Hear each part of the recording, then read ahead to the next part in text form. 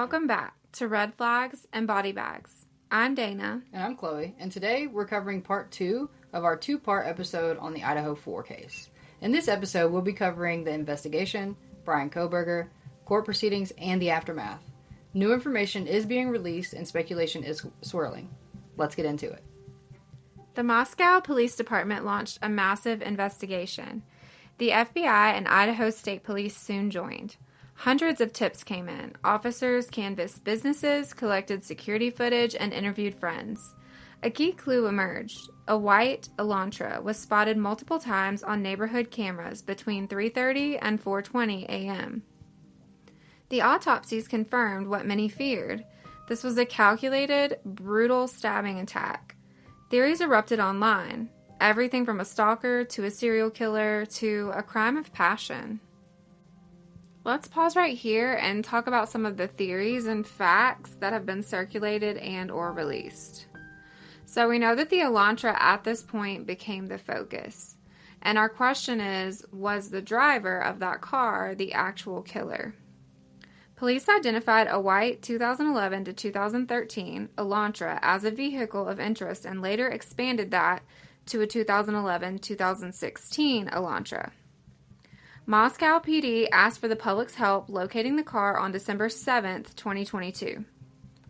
On November 25th through the 28th, 2022, alerts went out to law enforcement. A WSU officer identified a white 2015 Elantra registered to Bryan Kohberger. Kohberger changed his car registration from Pennsylvania to Washington 5 days after the murders. Kohberger was stopped twice in Indiana on December 15, 2022, while driving the white Elantra with his father. The car was later impounded as evidence. And Bryan's dad's DNA from Kohberger's home trash matched DNA from a knife sheath found at the scene. This was classified as trace DNA. Police investigated a white Elantra that was abandoned in Oregon, but concluded that it was unrelated. Speculation online about accomplices or alternate suspects circulated. The defense even hinted at alternate suspects, but no evidence has been made public of those. There was no evidence of blood or DNA tying him to the crime in his car when it was searched, and some people online have pointed out that Bryan's Elantra doesn't exactly match the Elantra caught on surveillance in appearance. Conspiracies suggested Kohberger swapped plates or cars to confuse police. Some posts online pointed out several other people close to the roommates who drove or had access to a white Elantra, including fraternity members. There have also been reports online that Kaylee had loaned a white Elantra to Jack D., who is her ex-boyfriend. Had the car been circling, waiting for the right moment? Surveillance shows the white car passing the victim's home 3 times between 3:29 a.m. and 4:04 a.m. on November 13, 2022, and then speeding away around 4:20 a.m. Some theories online have stated that Bryan may have been an informant or doing surveillance. Online chats have discussed the possibility of Kohberger being the lookout for the actual killer or killers. There's also a theory online that he was the getaway driver, and that's why he was circling. This theory also points to the idea that there were several people involved, and dividing roles made it possible and reduced risk. It's speculated that Bryan could have been the brains of the operation. It has been pointed out that there is DNA evidence from the scene that points to other unknown people being in that home. The infamous DoorDash driver from the night also gave a conflicting account of who she saw that night. She says that she saw Bryan Kohberger, but described him as having red, spiky hair. She also stated that he was just sitting in the car, staring off blankly. By late December, investigators had a suspect, 28-year-old Bryan Kohberger, a PhD student in criminology at Washington State University, just 10 miles away in Pullman. Evidence stacked up. Car. Kohberger drove a white 2015 Hyundai Elantra. Cell phone records. His phone pinged near the King Road house 12 times before the murders. Most were late at night or early morning, suggesting surveillance. On the night of the murders, his phone was turned off between 2:47 and 4:48 a.m., the exact window of the killings. Surveillance footage, a white Elantra, matching his, was captured circling the neighborhood multiple times before 4 a.m. DNA. The knife sheath, DNA was compared to trash collected from Kohberger's family home in Pennsylvania. The results showed a 99.9998% probability that the DNA belonged to the son of Kohberger's father. On December 30th, 2022, police arrested Kohberger at his parents' home in Albrightsville, Pennsylvania.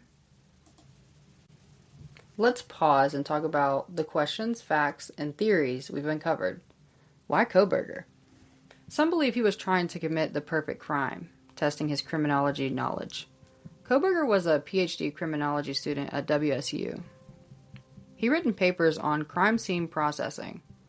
He wrote one describing an alleged case involving a woman who was stabbed to death in a trailer park. This paper lays out steps for investigators on how to secure a crime scene, how to collect evidence, avoid contamination, and what protective gear to use. One of his essays explored a gruesome stabbing murder case, describing blood, spatter, crime scene details, and how DNA evidence contradicted an initial account. True crime writers and social media speculate he staged the killing to test his knowledge. Some claim he disassembled his car to erase evidence. There was left behind DNA, phone pings, and surveillance footage, so the crime was not perfect. FBI profiler Mary Ellen O'Toole has famously stated, "Studying criminology doesn't allow you to commit the perfect crime." Others think he may have fixated on one or more of the victims. Investigators say Kohberger had no personal connection to the victims. Prosecutors stated there was no evidence of sexual motive or relationships. A knife sheath with Kohberger's DNA was found near Maddie Mogen. Social media users claim that he was fixated on Maddie, pointing to him attacking her first. It has been reported that there are family-provided screenshots suggesting he followed victims on Instagram. However, this is not independently verified. Rumors of DMs or crushes on the girls have also circulated online. Forensic psychologist Richard Lettieri has stated that there is no evidence of obsession with any of the roommates by Brian Kohberger. Experts stress that allegedly attacking Mogen first may have been situational and not actually proof of fixation. The defense insists the evidence is circumstantial and contaminated. This case rests on DNA from a knife sheath, phone data, and surveillance. The judge ruled DNA searches, genetic genealogy, were lawful. The court denied defense motions to suppress evidence. The defense has argued that the DNA on the sheath could have been planted. There are claims that unidentified DNA at the scene suggests someone else was there and could possibly have been involved in the crime. Online conspiracy theories also point fingers at the possible contamination of the crime scene by law enforcement early on. Legal experts have stated that circumstantial evidence chains can be enough for conviction. The defense doesn't dispute the DNA match. However, they do dispute the meaning and significance of it. To this day, prosecutors have not revealed a clear motive. Kohberger was extradited to Idaho and charged with 4 counts of first-degree murder and burglary. In May of 2023, he stood silent, and the judge entered not guilty on his behalf. His attorneys have challenged the DNA testing, the use of cell tower data, and the search warrants. They argued investigators were under pressure and rushed the case. Prosecutors counter that the evidence, DNA, car, phone, surveillance, is overwhelming. Could Kohberger be innocent? The defense submitted a motion that someone else could have planted the knife sheath containing Kohberger's DNA, arguing that the presence of DNA does not prove he was actually at the crime scene. Prior to the trial, Kohberger's attorneys attempted to introduce an alternative perpetrator, defense suggesting other individuals might have carried out the murders. The judge disallowed the defense from presenting to the jury the theory of an unknown real killer, stating the proof was speculative and not sufficiently connected to the crime. A motion by the defense to suppress key DNA evidence as possibly unconstitutional or improperly obtained was denied by the court. Some online commentators and Kohberger supporters argue that the evidence is purely circumstantial and lacks direct eyewitness testimony. In defense filings, prosecutors state the defense plans to argue that the knife sheath could have been planted by another party. Some true crime analysts suggest that the investigators might have tunnel vision, focusing heavily on Kohberger once he was a suspect and neglected alternative leads. This is more speculative than backed by public documents. Some have pointed to the lack of a known motive. Authorities and prosecutors have publicly stated that no motive has been determined. The Moscow police chief at the time, James Fry, admitted even after extensive investigation they could not explain why the murders happened.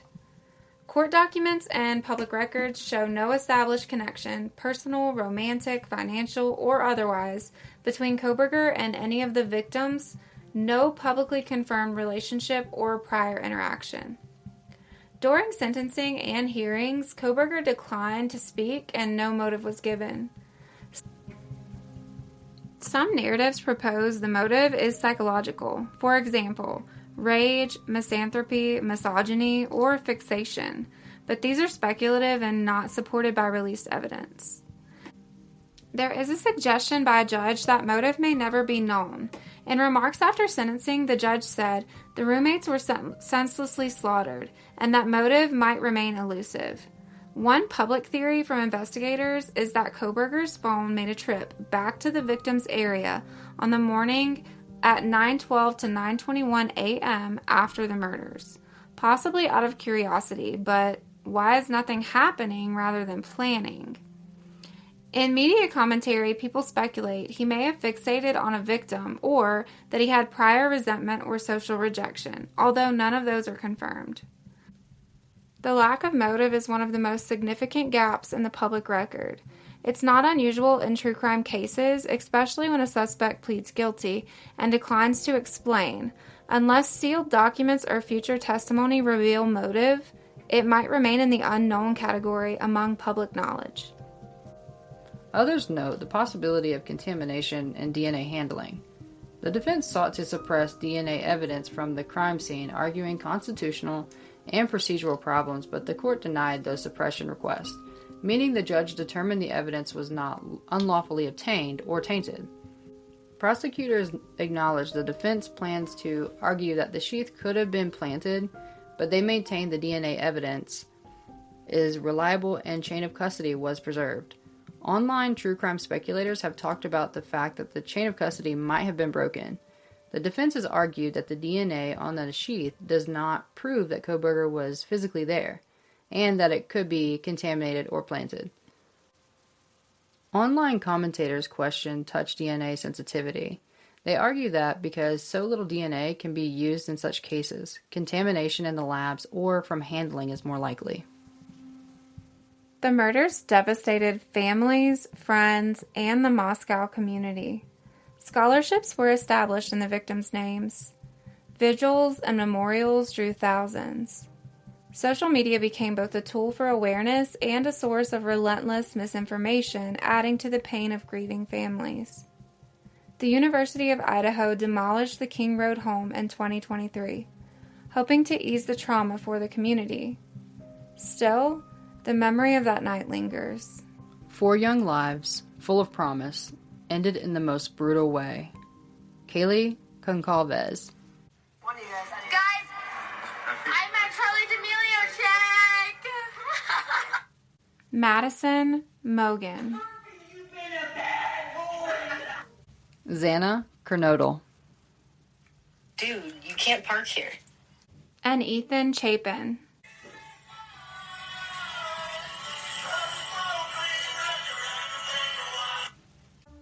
And the world continues to ask why. Until the evidence reveals motive, or until the killer speaks, we may never know. As always, thanks for listening. Until next time, Stay suspicious. And remember, red flags never lie.